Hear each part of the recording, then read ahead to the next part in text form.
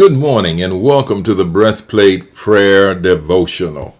I'm your host, Bishop Larry Jackson. Today, we will discuss the internal priesthood. Now, in our last lesson, we discussed the Sinai pattern. This is when a people forfeit their right to know God personally, and for a designated person or group of people to reveal God to them. We discuss how this is the dominant pattern found in the church today. And as a result, Israel telling Moses to go and hear the voice of the Lord. He was called up to God to receive the commandments of God alone. Now, it is my belief that God wanted to share directly with the people what he desired for them, so that they would hear from him in his heart directly the commandments, the promises, and everything else. All of the instructions would have come directly to the people, but they said, no, we can't endure. We can't hear his voice. What we also find in Exodus chapter 19, we find this: God instructs Moses and Aaron to come up the mountain. But for some reason, Aaron didn't make the trip. God called both of them up in Exodus chapter 19, verse 24, but Aaron doesn't go up. Moses goes up, and he gets the instructions from God, the laws, the commandments, the outline of God's promises for the people. Then in Exodus 24, actually you can go to chapter 24, verses 1 through 3. Let me read that to you today. Exodus chapter 24 verse 1 says, "And he said, God said unto Moses, Come up unto the Lord, thou and Aaron, Nadab, and Abihu, who are Aaron's sons, and 70 of the elders, and worship ye afar off." Now this is interesting because, again, Moses will come down and God said, bring them up so that they can hear from me. Not all the way to the top of the mountain though, but bring them to the mountain so that they can hear. "And Moses alone shall come near the Lord," and this is Exodus 24 and 2, "but they shall not come nigh, neither shall the people go up with him."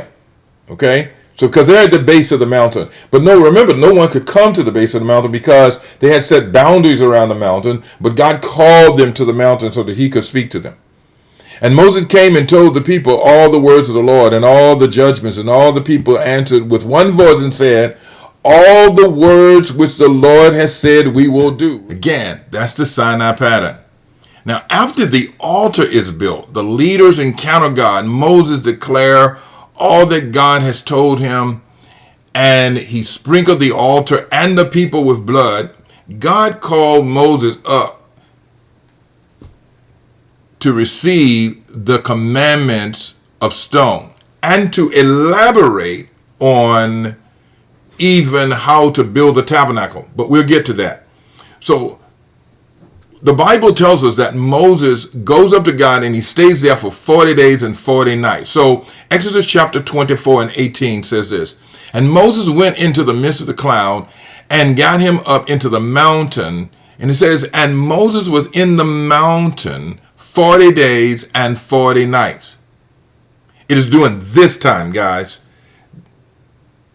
that Moses saw the vision of the tabernacle, the instructions of how to build the tabernacle, the offerings that the nation must bring, all of the construction, and who would actually do the construction of the tabernacle.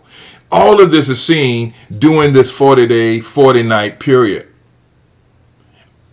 Moses is also told to set Aaron and his sons apart to minister to God in the priest's office, and what kind of clothing they would wear, and how brilliant it needed to be.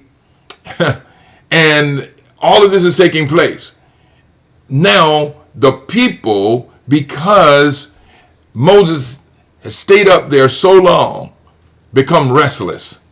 And they start complaining to Aaron. And they ask Aaron to make for them gods that would represent them as they move forward.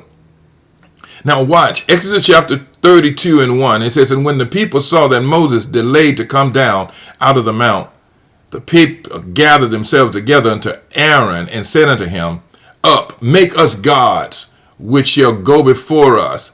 For as for this Moses, the man that brought us up out of the land of Egypt, we know not what is become of him. Now, isn't this amazing? All that they have seen, all that they have experienced, all that they've gone through. They just met with God. The 70 elders just met with God. Yet the people have decided, no, we want to go another way. Now, this sounds extreme, but remember the fear that they experienced when God came down and was upon the mountain, and they wouldn't hear his voice. And this level of fear can cause you to be irrational in your thinking. And fear will cause you to be irrational most of the time. And so they wanted the gods of Egypt fashioned. Because remember, they've been under captivity for 130 years. And so they want these gods now of Egypt to represent them, not the God of heaven to represent them. This is amazing stuff. Now, watch. They even declared that these gods brought them out of Egypt. Now, how could that be? That these gods were the one that brought us out of Egypt, when they know that was not the case. Now, watch it. Exodus chapter 32 and verse 4. And the Bible declares like this. It says, and when he received them at their hand and fashioned it with a graving tool, after he had made it a molten calf, and they said, these be thy gods, O Israel, which brought thee up out of the land of Egypt. Well, I thought it was just a golden calf, because that's what normally we talk about in our churches. It's just a golden calf. But that's not what it was. He says he took it and he engraved them. So he actually took a tool and engraved on the stones gods, because that's what they were used to, the hieroglyphics of Egypt, and they made these stones. The golden calf was the main deity, but these other stone carvings were their gods. Look at verse 19, and it says, and it came to pass as soon as he came into the camp. This is Moses. Moses comes back now, guys. Watch this. Moses comes back into the camp with the 10 Commandments and find them into sexual sins and the nakedness. Because God tells him while he is on the mountain, he says, get down, because the people have corrupted themselves in serving other gods. Which is the first commandment that he already had received up there on the mountain. Thou shalt have no other gods before me.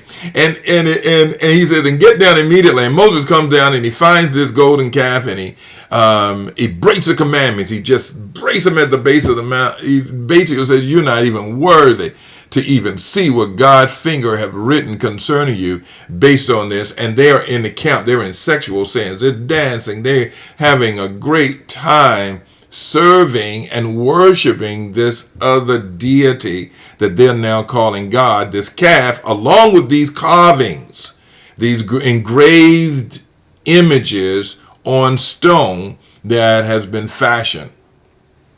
Moses asks an amazing question. He says, who is on the Lord's side? And so the entire Levitical or Levi tribe, the tribe of Levi, comes and joins him. And that day, the Bible says 3,000 idol worshipers were actually destroyed, because some of them would not come under the authority of the man of God and of the Lord himself. So this is amazing. I know it sounds amazing. But now instead, watch this. Instead of the nation serving God as priests to the world, they needed someone to represent them before God. Now this is interesting, because this is a twist. Because remember, before, God says, I want you to be what? A nation, of a kingdom of priests unto me. And you're going to represent me.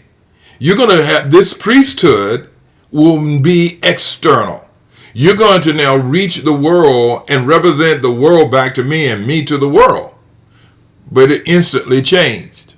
It changed from being an external priesthood to an internal priesthood.